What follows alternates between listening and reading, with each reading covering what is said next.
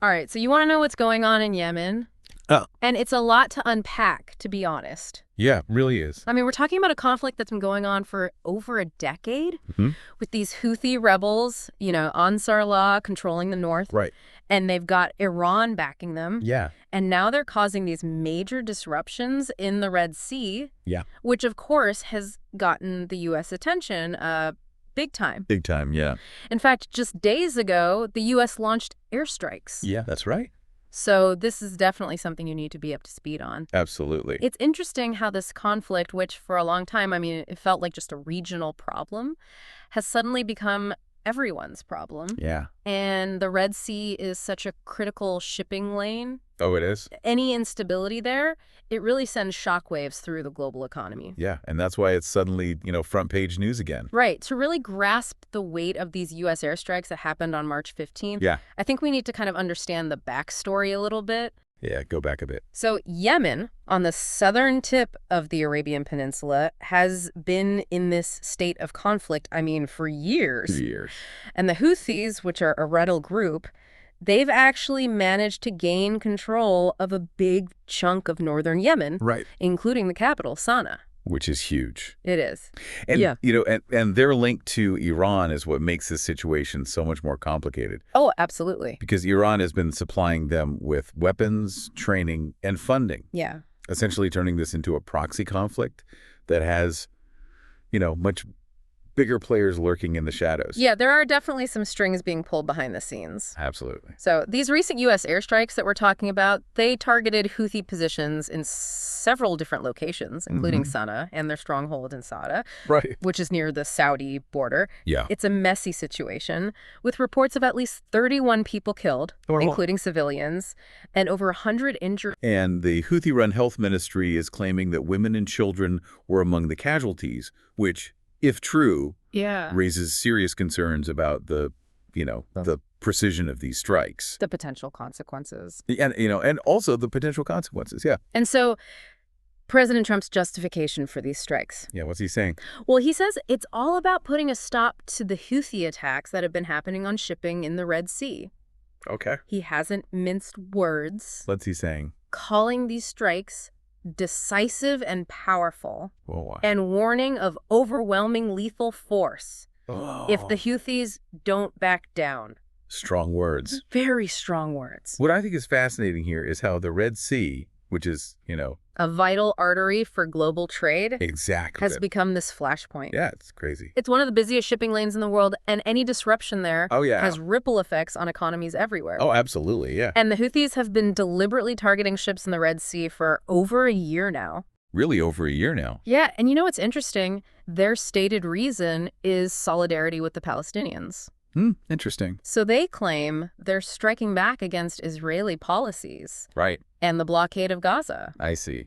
And since late 2023, Ah, they've hit over 100 ships, 100 ships. sunk 2. Wow.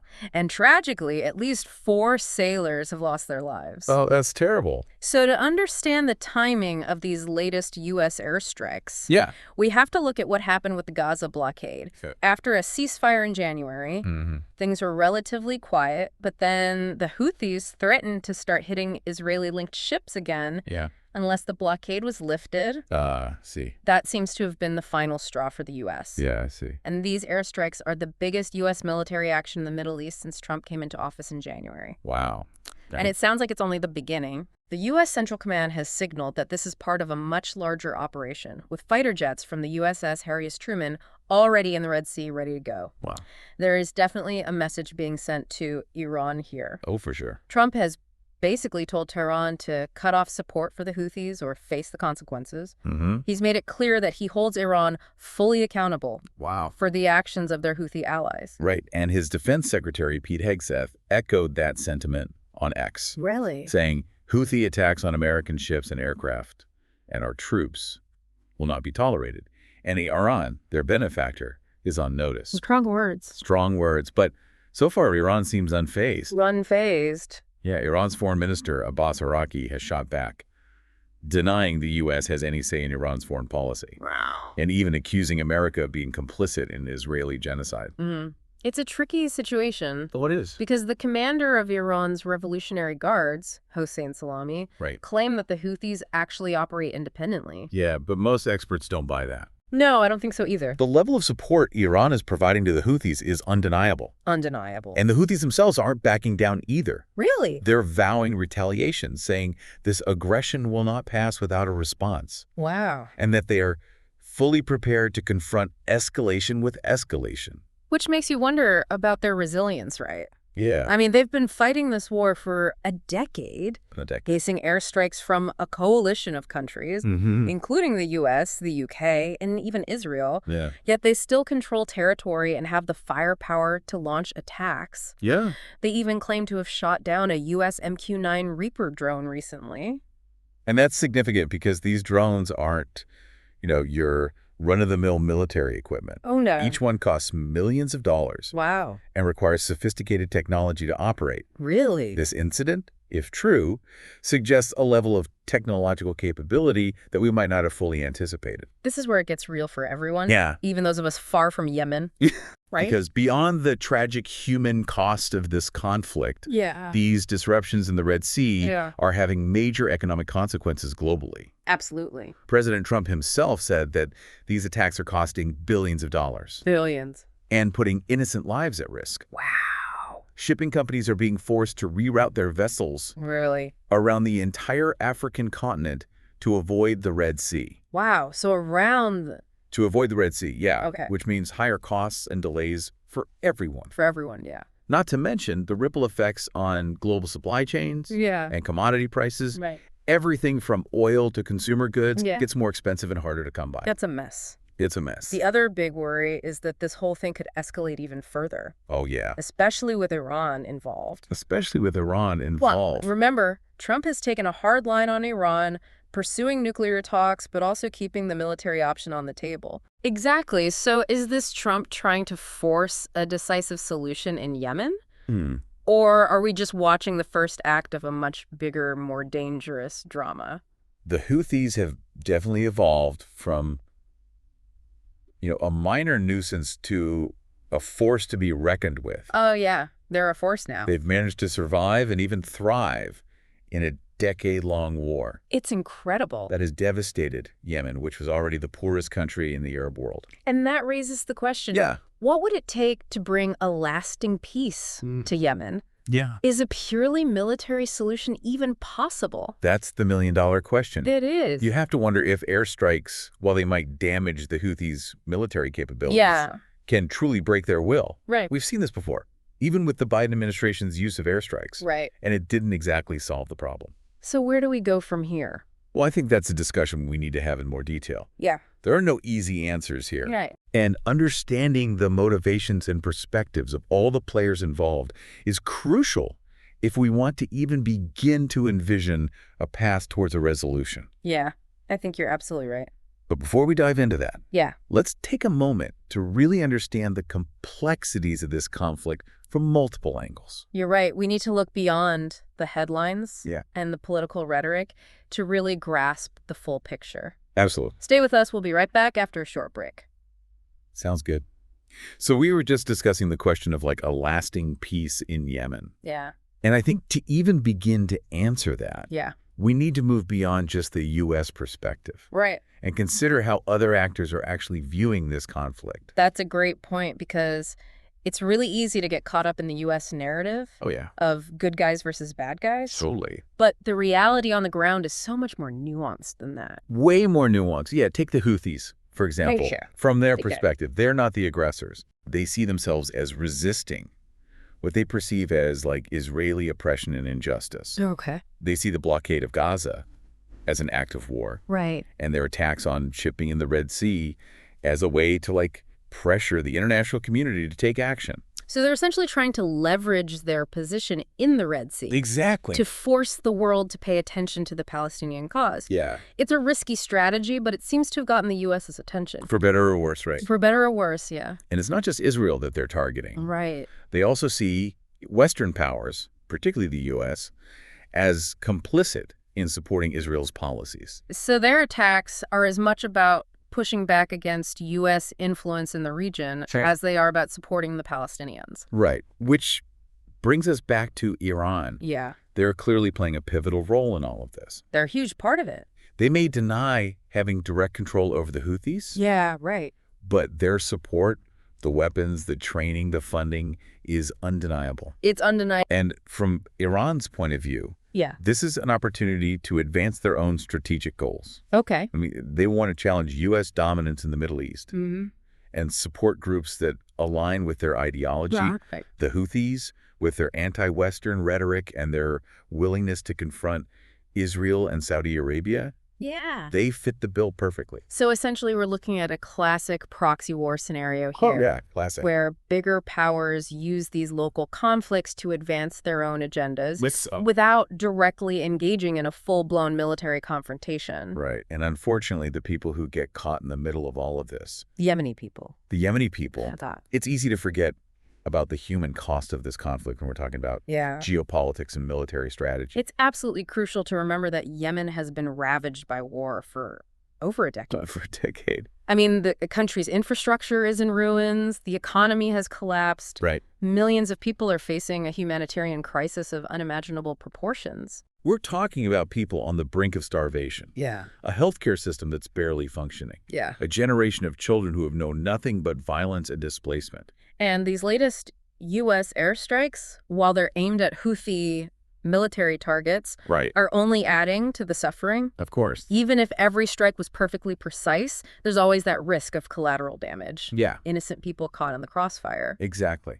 The Houthi Health Ministry is already reporting civilian casualties. I know. Including women and children as a result of these strikes. Of course, the U.S. maintains that it takes every precaution to avoid civilian casualties. Right. And that these actions are justified to protect international shipping and to deter further Houthi aggression. Right. But the reality on the ground is rarely so black and white. Right. I mean, in the chaos of war, mistakes happen. Of course. Intelligence can be faulty. Yeah. And innocent people pay the price. And even beyond the immediate impact of the airstrikes, there's the wider question of what these actions will achieve in the long term. Exactly. Will they actually deter the Houthis? Right. Or will they simply fuel their resentment and lead to further escalation? It's impossible to predict the outcome with any certainty. It's impossible. This conflict is so deeply entrenched, with so many actors pursuing their own agendas, that any attempt at a simple solution is bound to fail. To understand the potential for escalation, we need to consider the broader regional context. Right, because the Middle East is already a tinderbox. It really is. With tensions simmering between Iran and the U.S., Israel and its Arab neighbors. Yeah. Various factions within Yemen itself. Yeah, and then you add Trump's unpredictable foreign policy into the mix. Right. With his emphasis on military strength. Yeah. And his willingness to act unilaterally. It's a recipe for disaster. And his rhetoric, which is often very confrontational and lacking in diplomatic finesse. Doesn't help either. Doesn't help at all. It feels like one wrong move. Yeah. One miscalculation. One miscalculation. Could set off a chain reaction. Oh, yeah.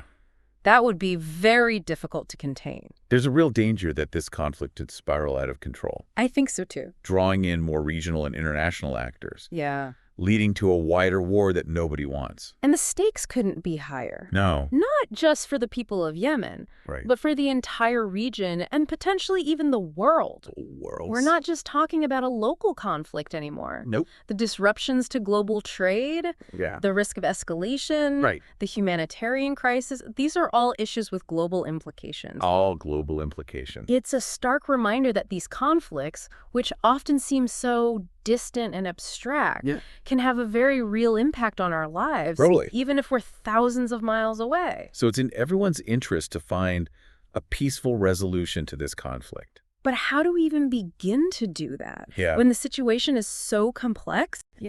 And the actors involved are so deeply entrenched in their positions. That's the challenge, isn't it? It is. It's not enough to simply call for peace. Right. We need to understand the root causes of the conflict. The historical grievances, the political and economic factors that have fueled this violence. And we need to be willing to engage with all sides. All sides. To listen to their perspectives. To try to find common ground even with those we may disagree with. It's about moving beyond simplistic narratives of good guys and bad guys. Right. Recognizing the humanity of all those involved. Understanding that everyone has their own story, their own motivations, their own fears and aspirations. It's a tall order. Oh, it is. But if we want to create a more peaceful and just world, it's a conversation we need to have. Absolutely. And that conversation needs to involve a critical examination of our own role in this global system. How do our actions, our policies, our economic interests contribute to conflict and instability around the world? It's about challenging our own assumptions and biases. Totally. Being open to different perspectives. Asking tough questions about the systems and structures that perpetuate violence and inequality. Because ultimately, the quest for peace and justice requires all of us to be engaged, informed, and committed to finding solutions that work for everyone.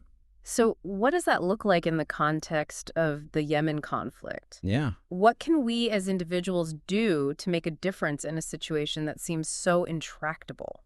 It's a question a lot of people grapple with. Yeah. Feeling overwhelmed by the scale of the problem and unsure where to even begin. Yeah, I feel that. But remember, even small actions can have impact. Okay. Staying informed, engaging in dialogue, supporting organizations working on the ground, advocating for policy changes. Right. These are all ways to contribute to positive change. So it's about raising awareness.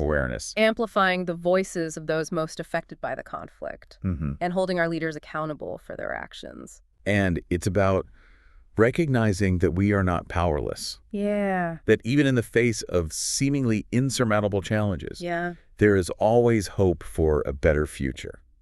It's easy to feel overwhelmed by the complexity of it all. But recognizing our own agency, even in a small way, is crucial. Exactly. It's about finding those entry points where we can make a difference. Right. Whether it's supporting humanitarian aid organizations working in Yemen, contacting our elected officials to express our concerns, or simply engaging in thoughtful conversations about the conflict with our friends and family. Because awareness is key. Awareness. The more people understand the nuances of this conflict, the more pressure we can collectively exert for peaceful solutions. And that pressure needs to be directed at all parties involved.